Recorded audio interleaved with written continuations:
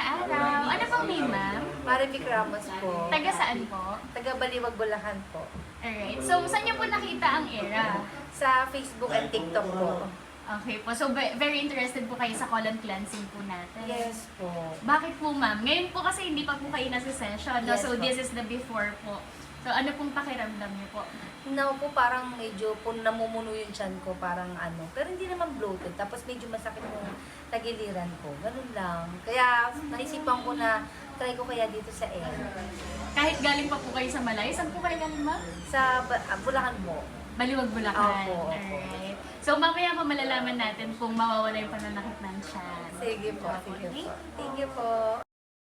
Ayan, ma'am. So, katatapos lang po ng first session. How do you feel po? Ay, guminhawa po yung aking pakiramdam. At saka po parang gumaan yung tiyan ko. Paano po yung pananakit ng tiyan yung kanina before the session?